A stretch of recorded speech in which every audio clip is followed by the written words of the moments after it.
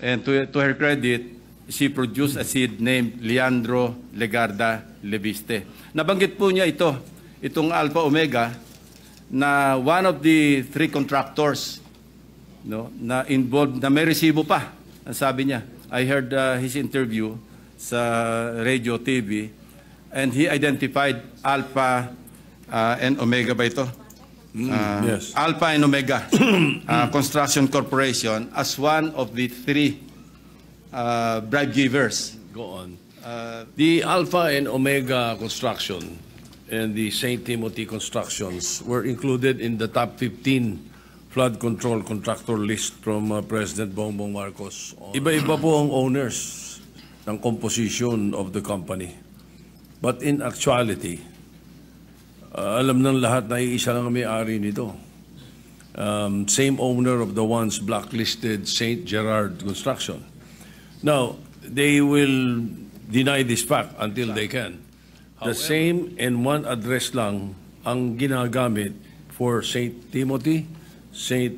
Matthew, St. Gerard, and Alpha and Omega Construction Corporations. So, ganito na po kasama talaga yung kalakaran sa ating bureaucracy. And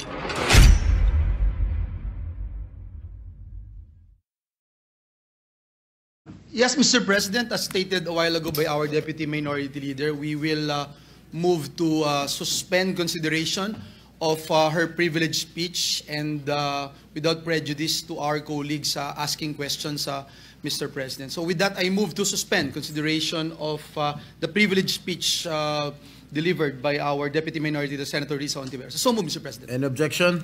There being none, motion is approved. Mr. President, I move that we resume consideration of the privileged speech delivered by our dear colleague, Senator Ping Lacson, and allow our colleagues, Mr. President, to ask questions, Mr. President, as committed last week, Mr. President.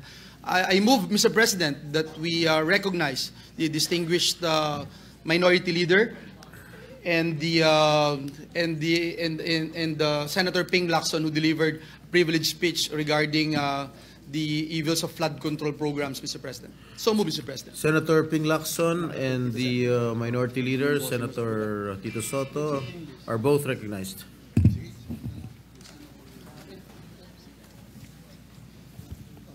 Thank you, Mr. President. Will the distinguished gentleman from Cavite yield to some questions regarding his privileged speech last week? certainly to the distinguished minority leader, our minority leader, and I cannot let this opportunity pass without acknowledging the exemplary leadership recently displayed by our minority leader. Not many among our colleagues know that he gave way to all the members of the minority. No? Yung membership po ng Commission on Appointments, binigay niya kina Senators Legarda, Subiri, and Risa Hontiveros. Hindi lang yun, pati yung set, binigay pa po dito sa this humble representation. So that's the mark of a true leader, Mr. President. So thank you, distinguished minority leader. Thank you, kind sir. I am humbled by the manifestation. Thank you. Just to refresh our colleagues also, Mr. President, if I may continue. You mentioned in your privilege speech some contractors and some of the owners. Now, Mr. President, may I go on? The Alpha and Omega Construction and the St. Timothy Constructions were included in the top 15 flood control contractor list from President Bongbong Marcos on during his press conference. And if I'm not mistaken, you also mentioned something to that effect in your privilege speech. Now, on the Securities and Exchange Commission papers, iba-iba po ang owners ng composition of the company. But in actuality, alam ng lahat na iisa lang ang may-ari nito. Same owner of the once blacklisted St. Gerard Construction. Now, they will deny this fact until they can.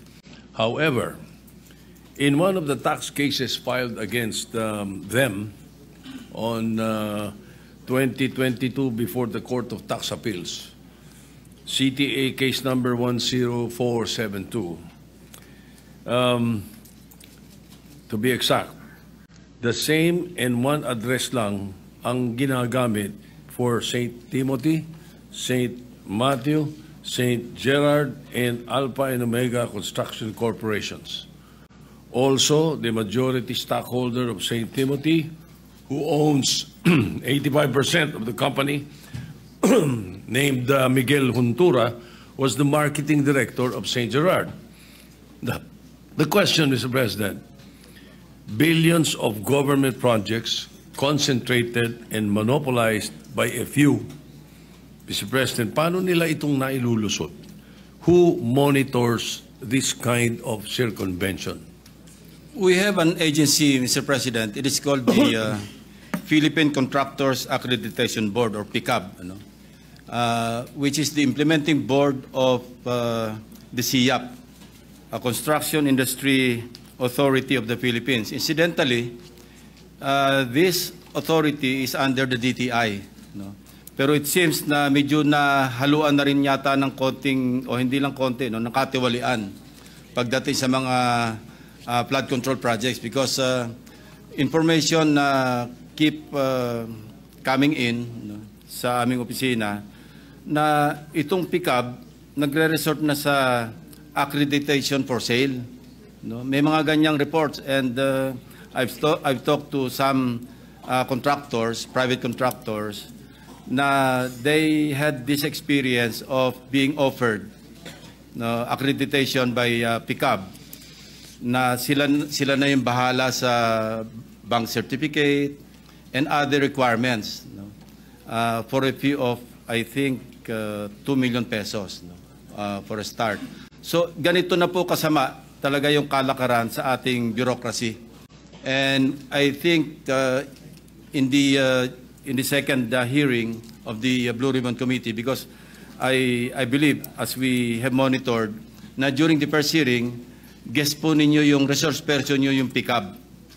And there's some issues that they could not explain during the hearing. And I think we can take this up again with them, your observation in relation to St. Timothy and Alpha and Omega. Incidentally, Mr. President, Alpha Omega was mentioned by the Pride of Congress, who incidentally is the produced seed of our distinguished colleague, Senator Loren Legarda. Sabi ko nga, move over, Senator Legarda, there's a new kid on the block. And to her credit, she produced a seed named Leandro Legarda Lebiste. Nabanggit po niya itong Alpha Omega, na one of the 3 contractors na involved, na may resibo pa, ang sabi niya. I heard his interview sa radio, TV, and he identified Alpha and Omega ba ito? Yes. Alpha and Omega Construction Corporation as one of the 3 bribe givers given through the district engineer of Batangas, First Engineering District, si Abelardo Calalo. And I think we should not stop at filing the information or filing the case with the prosecutor's office of Batangas. I think we should dig deeper into this case. Congressman Lebiste offered him to be a state witness, and I think the Department of Justice can pursue this, if only to identify and to catch the bigger fish. Kasi lumalabas ngayon, as I mentioned in my privilege speech, naging bagmen na lang, naging legmen yung mga district engineers. Sila na lang yung taga-takbo ng mga contractors, and who knows, maybe even the funders who are the sponsors or proponents of insertions in the GAA. Well, thank you for that, Mr. President. May I know how the Philippine Contractors Board is formed? Ano ba ito? Paano nabubuo itong board na to? Who appoints the members? Who elect the members? Let me look into that, Mr. President. But I think that's a good question to be raised in the second hearing of the Blue Ribbon Committee led by our distinguished colleague, Senator Marcoleta. No? I-take note natin, Mr. President, so we can Yes. ask this question. That's good. Thank you very much. Now, speaking of government officials, to determine the involvement of government officials or intertwined ownership with those who have been blacklisted or those who have tax evasion cases, do you think we should also try to dig deeper during the evaluation of project contractors, such as going into the layers of their ownership? Hindi po ba dapat ganun ang gawin? Certainly, Mr. President, we should look into that. Ano? Yung interlocking directorship ang tawag doon, na kung saan nilelayer, pero pag tiningnan mo yung corporation documents ng several corporations, nag-i-interlock yung mga director, sila-sila rin. No? And of course, nilelayer para hindi ma-identify. And this is a practice being committed by, mga unscrupulous corporations that deal with the government, particularly mga flood control projects. Yeah, Mr. President, your guess is as good as mine also. Hindi ko nga alam kung paano nabubuo itong Philippine Contractors Accreditation Board. Kasi in 2023, the Bulacan River Project amounted to 96.4 million was deemed completed. However, upon the ocular inspection of the President, stated that more than 200 meters of revetment was not built. And the contractor is St. Timothy Construction Corporation. O sila na naman yun. So after this anomaly, the PICAB, o yung Philippine Contractors Board, the PICAB license of St. Timothy was renewed from 2025 to 2027, allowing them to again participate in other massive government projects. How is this? How can this happen, Mr. President, Your Honor? Most likely, Mr. President, ghost project po ito. Yung minention nyo na 96 million peso flood control project. Ang nangyayari po kasi, Mr. President, as I also mentioned in my privilege speech, minsan yung lisensya ng contractor, hinihiram na lamang ng District Engineering Office at sila na nag-i-implement. And the district engineer is the one, upon receipt of the what we call project designation order. So mag-organize na siya, he will appoint the project engineer, PE. And he will also appoint yung inspector unit, yung mag-i-inspect. And even if hindi makumpleto yung project kasi nga ghost, mag-i-issue na rin sila ng tinatawag na Statement of Works Accomplishment.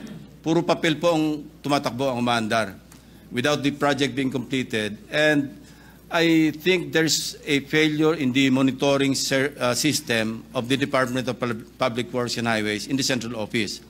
Kasi meron silang monitoring office I think under a USEC in the department.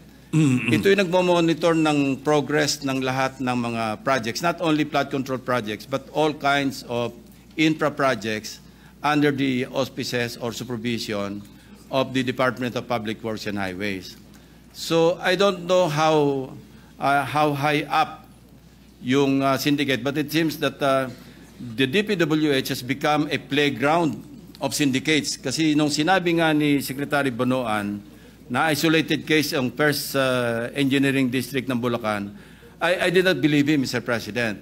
Kasi mismong ang Presidente, pag nag-iikot sa iba't ibang lugar, may nakikitang ghost projects. I myself, my team, was able to validate this in Nauhan, in Sitio Dike, Barangay Apitong. And I was listening to this interview by Secretary Bonoan. Sabi niya, miscommunication lang daw with the barangay chairman na sinasabing yung project na sinasabing ghost project, ibang lugar daw. Well, ang sinabi niya, Barangay Dike barangay, hindi raw sa barangay Apitong. Sitio Dike, Mr. President, is in barangay Apitong. And our basis for locating that particular ghost project declared as completed pero walang project na nangyari, pinabalidate lang namin doon sa barangay chairman and some residents na talagang wala silang nasaksihan na construction ng flood control projects in that area. Kasi isang sitio lang naman to, Mr. President. Ang sinasabi niya, miscommunication, mali raw yung aming team, which I cannot accept, Mr. President, because, you know, I have this habit of validating, counter-checking, validating again before I open my mouth, especially in a privileged speech, because I know I will be fact-checked. You know? And it really happened because andyan na yung media, nagpunta na doon sa mga binanggit kong ghost projects, and they were really fact-checking kung talagang ghost projects. And here comes the DPWH Secretary, no less, no, even accusing us, or insinuating at least, na mali kami, and mali rin daw yung media. So how could the Bulacan 1st District Engineering Office be an isolated case kung laganap na yung kaso? And man you, Mr. President, yung ginawa namin, in-undertake lang namin mga case studies because I already anticipated that line na hindi isolated case yan. Actually, we were ready to deliver, I was ready to deliver my privilege speech after Nauhan or after Oriental Mindoro. Sufficient na po yung mga case studies doon. But I told my staff, let's wait a while kasi sasabihin check yan, isolated case yung Oriental Mindoro. Let's go to other places. And luckily for us, Mr. President, the President launched 1 week after his SONA, he launched the Sumbong sa Pangulo .ph website. And it was very helpful, actually. And it continues to help our netizens, the media, and other people concerned with anomalous flood control projects. Ang laking tulong po sa amin because exact location, the website provided us with the exact grid coordinates. Kaya nga pati yung multo, pati yung guni-guni, nakita namin eh. Imagine, wala ka makikitang project pero natukoy pa rin ng aking team or teams kung saan nakalocate yung ghost projects. Why? Because of the Sumbong sa Pangulo website. Hindi makakaila, Mr. President. That's the reason why we were able to locate several ghost projects, mostly in Bulacan.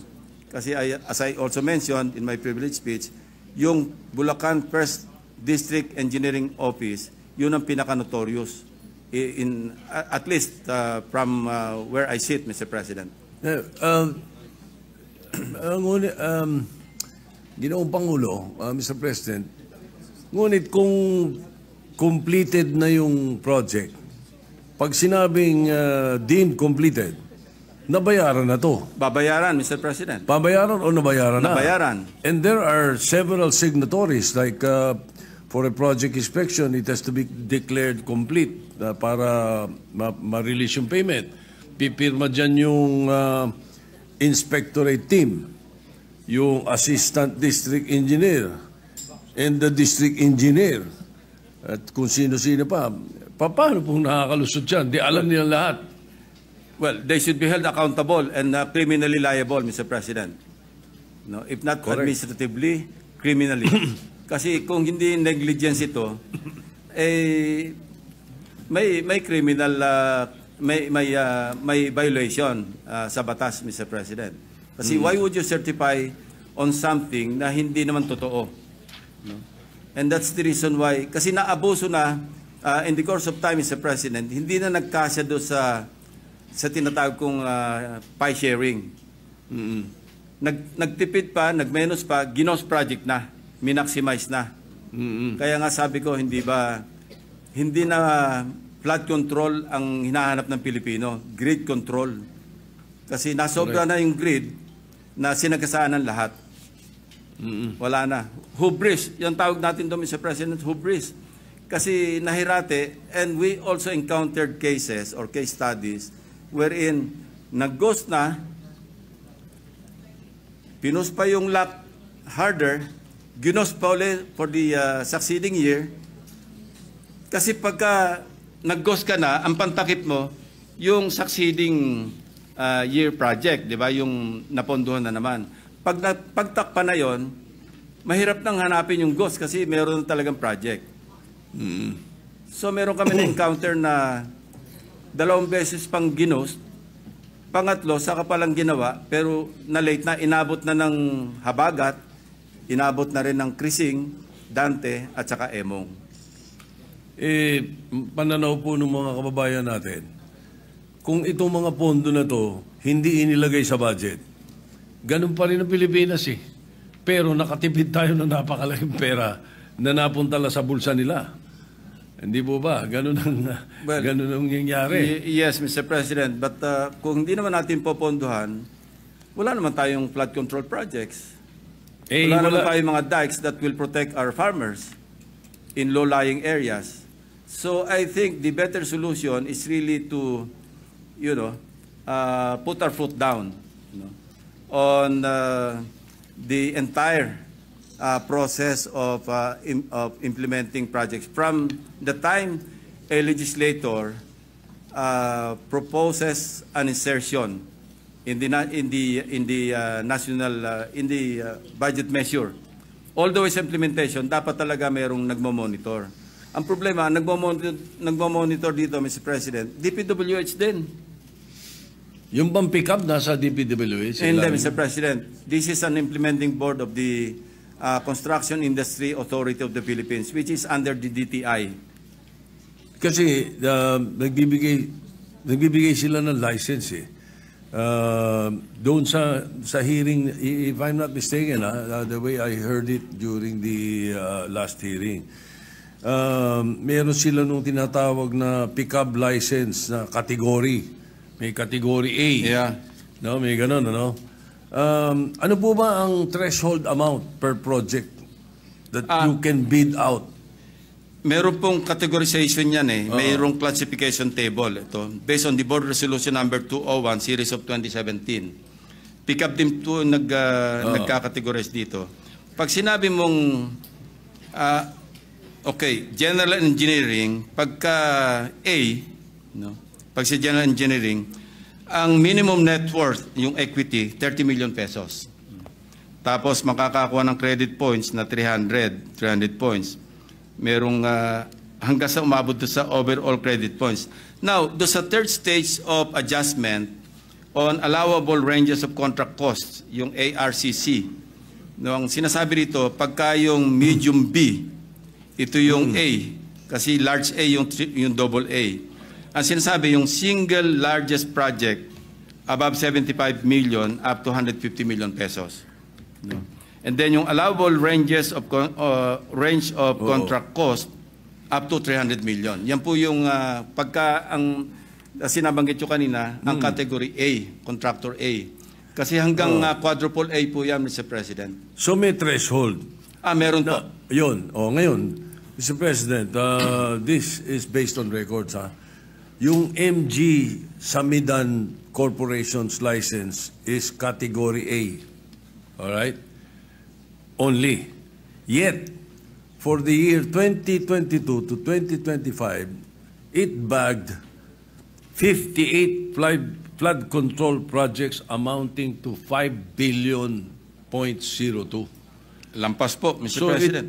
So is this it is definitely not within the allowed amount in category A license, ano? Yes, Mr. President. And this is one of the questions that we should ask PICAB to clarify. Kasi paano makakakuha ng ganong kalaking kontrata kung siya'y medium B or license category A? Kasi sinasabi rito sa table, ang single largest project above 75 million up to 150 million. And allowable range of contract costs up to 300 million. Kasi kung billion, medyo lampas-lampasan siguro. 5 billion po. Baka pang quadruple or triple A na yan, Mr. President. 5 So we billion should po. ask Ito pa. them. Maganda ito, lalong sumasarap. In 2019, itong MG Samidan's paid up capital is only 250,000 pesos. Lalo na, Mr. President. Ano? Di ba? Come 2022, how is it possible that their financial capacity increased to undertake billions worth of projects? I think, Mr. President, distinguished minority leader, we should attend the second hearing of the Blue Ribbon Committee and clarify po natin ito. Wala po yung ating chairman ng Blue Ribbon dito, but I have a comment, if I may, Mr. President, distinguished majority leader. September 1 din yata yung first hearing natin ng DBCC. Baka naman pwedeng pagsalisihin natin yung petsa kasi parehong gusto nating mag-attend do sa dalawang all too important hearings. So baka naman pwedeng mapakiusapan natin yung Blue Ribbon na ilihis man lang sa ibang petsa, not on September 1. Kasi September 1, Is it I at don't the know same time? kung anong araw yon, but if it's session day, Parehong 10? maubusan tayo ng oras. Is it at the same time? Yeah, we take note of that, Mr. President. We will consult with the chairperson of the Blue Ribbon Committee and the chairperson of Finance, Mr. President. Thank you. Thank you, dear colleague. Thank you, Mr. President. Now, during the hearing also, Mr. President, that's why talagang tama, napakahalaga na maka-attend tayo nito mga hearings na ito. I found out that yung blacklisting po nila is only 1 year. I feel that it's too lax a penalty for being blacklisted. Hindi lang yun tapos gagawa pa ng ibang kumpanya. Do you think we should come up with a sticker penalty? Let's say 3 to 5 or 3 or 5 years. Pag na-blacklist ka, dapat 5 taon, hindi ka pwede. What do you think, Your Honor, Mr. President? Mr. President, I was told that the creation of PICAB is under Republic Act 4566. And I think we should revisit RA 4566 para ma-check natin itong, I won't say anomaly, but itong probably, kailan i-update natin yung batas, Mr. President. Good, Mr. President. At least we would be able to look into that piece of legislation. Now, May I know what construction company are you referring to? Yung malitong paid-up capital. MG Samidan. MG? MG Samidan. Thank you. All right. Ito, madalas kong naririnig sa inyo ito during not only during the campaign, but many years ago. You're very concerned about the regional development councils, the local development councils. Ang sinasabi ninyo, dapat pag-akyat sa NEP or paggawa ng NEP, nakikinig sa local development councils, sa regional development councils, hindi po ba? That is correct, Mr. President. Kaya mahalaga rin talaga itong DBCC na hearing. Ngayon, why are there flood control projects in areas identified by Project NOAA as having little or none flood risk? Why are we spending billions of pesos on projects that these areas, when many areas are drowning during a single habagat? Paano nangyayari po ito? Ibig sabihin, hindi nakikinig doon sa Regional Development Council or yung Regional Development Council ang humihiling? Mr. President, this is one flaw in the budget process that we want to correct. And I've been very vocal in this regard. Dahil year in, year out, and I hope I have always raised this question. Our colleague, Senator Ligarda, when she was chairperson, paulit-ulit ko po yung tanong, bakit 20% lamang ng output ng local development councils, particularly our regional development councils, ang na-adapt sa NEP? Imagine 20%, and yet, dapat yung bulk ng mga projects, mga PPAs, projects, programs, and activities, dapat ang bulk yan nanggagaling sa local development councils. After all, who would know better the needs and priorities of the localities than the local development councils? Ang nangyayari, Mr. President, alam nyo, yung district representatives natin should be represented in the local development councils, and they are. Even in the barangay development council, they can send their representatives. And then municipal, city, provincial, pwede sila mag-attend. And that's where they should, debate with the local government units na kailangan nila yung mga proyekto rin sa loob ng kanilang district. Na sa ganon, when the budget call comes, nakasama na sa National Expenditure Program yung output ng mga regional development councils. Anong nangyayari, Mr. President? Normally, they don't participate. Why? Because sabi nila, pagdating naman sa Congress, kami naman ang bida eh. Mag-i-insert lang kami. Ang problema sa insertions, walang consultation sa end users, Local, yeah. sa local government units.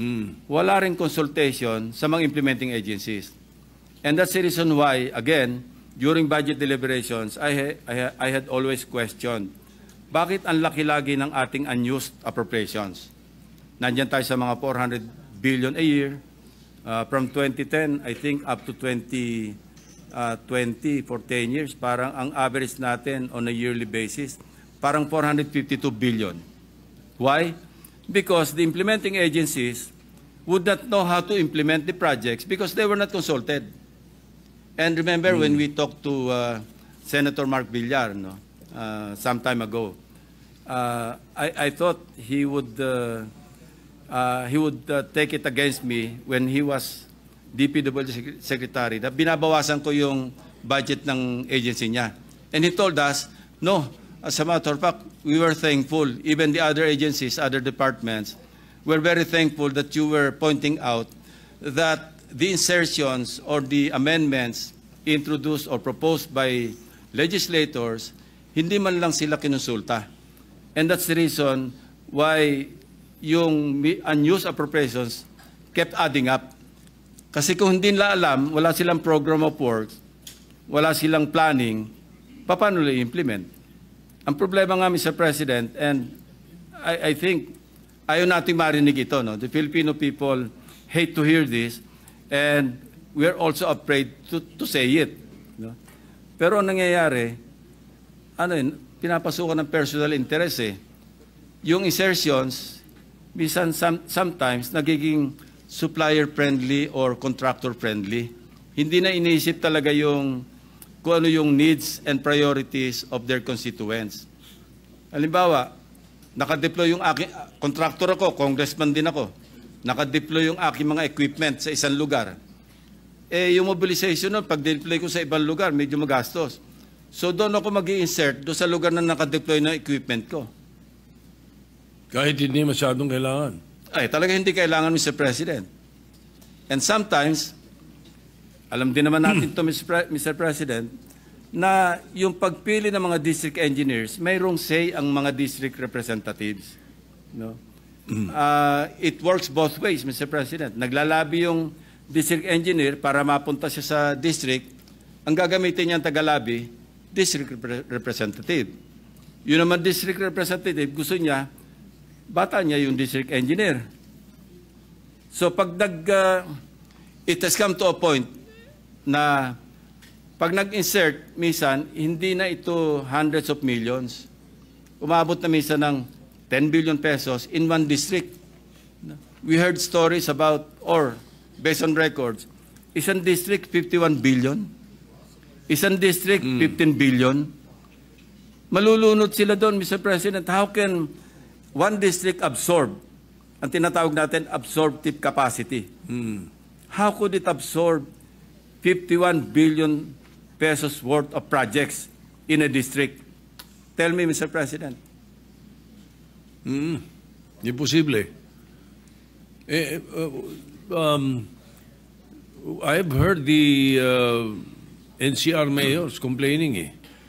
Don't you think it's time that the local executives and the Sanggunians be actively involved in flood control projects? I believe so, Mr. President. No? Kaya lang, pag nag-sign off yung local government units, halimbawa, bago makapag-start ng project, yung contractor sa isang munisipyo o sa isang probinsya, at hihingi pa ito ng permit sa mayor, nadagdagan na naman yung ating... Yun. Yan ang problema natin, Mr. President. So I think, ang pakialam dapat ng mga local government units, by way of the Local Development Council, sa planning, Mr. President. Dapat dyan sila mas malaki ang pakialam. And then, after the completion of the project, may pakialam sila to inspect kung nasunod ba yung specs, kung naandyan ba talaga yung project, hindi ba ghost. I think, doon sa dalawang phases na yon, doon dapat may pakialam yung mga local government units. But in the process of implementation, pag binigyan natin ng poder at kumuha ng permit, madadagdagan yung slice ng pie, Mr. President. So mas pwedeng pakinggan itong sinasabi. Kasi si Manila Mayor Moreno, sabi yung 200 flood control projects daw in Manila worth 14 billion ay wala raw lahat permit. So in other words, hindi kumuha ng permit sa kanila kasi. Pero ang sinasabi naman ni Mayor Belmonte, Joy Belmonte, many flood control projects bypass the LGU not as far as permits are concerned, but as far as the redundancy or alignment with their city plans. So more or less, lumilinya rin sa sinasabi mo, yung Yes, sinasabi Mr. ni Mayor President. Belmonte. All right. Now, one final question, Mr. President, Your Honor. Do you think it's time we put a cap on how many government infrastructure projects a contractor may be awarded? Let's say a maximum of 5 projects, tapos hindi annual. Total, ilang daan yung mga kontratista na yan, napakarami nila. Maraming maliliit, maraming gustong tumulong, nakukupong ng 15. 500 billion, 15. I think it's about time, Mr. President, we study the possibility of having a cap. Will you agree to that, Mr. President? I could not but agree, Mr. President, na kasama nito pag na-revisit natin yung RA 4566, the law that created the PCAB. No? Baka pwedeng lagyan natin ng cap. Huwag naman yung makopo ng, well, there's always 1,000 ways to skin a cat, so to speak, Mr. President. No? Magagawa lang ng napakaraming corporations o construction companies, yung isang contractor, di ganun din ang suma total, Mr. President. Pero doon papasok naman yung sinasabi natin sa board na scrutinizein nila ang mga members nitong mga kumpanya na ito at kung sino-sino lang. I agree, Mr. President. This is really a very complex problem. No? Maganda lang, it has come to light because of the son of the President, followed up by his sumbong sa Pangulo website. Kaya medyo nagising din yung ating mga kababayan na maging involved na. Because after all, these are taxes that they keep paying. No? Pumunta ka lang sa mall, sa grocery, taga ka agad ng 12% VAT eh. Wala naman lumiligtas sa tax, maski yung tax evader, hindi makaligtas sa VAT eh. And so also, we should all get involved and we should all really, for a change, you know. Kaya nga ako, when I was interviewed once, and I intend to manifest during the hearing, the first hearing with the DBCC, gusto ko i-manifest, Mr. President, for a change, i-adapt na lang natin yung NEP eh. So it's all on the executive department. I-monitor na lang natin how, or i-oversee na lang natin how they implement their own budget. No? But you know, it's easier said than done. No? Because we're only one house and we are 24. Of course, some of our colleagues have their own advocacies, no? Well-intentioned as they are, na hindi rin naman siguro papayag na as is where is yung ating NEP. okay. But I'm tempted to manifest and even move that we adapt. Wala pa tayong trabaho. Pag-usapan natin, Mr. President, with the indulgence of our minority, I will just, I can end this now. I can end this, Mr. Majority Leader. Thank you very much. At malaking bagay din nakatulong yung privilege speech ng ating colleague from Cavite. Congratulations for that and thank you very much. Majority Leader, thank you. Yes, I am thank you. done. Thank you.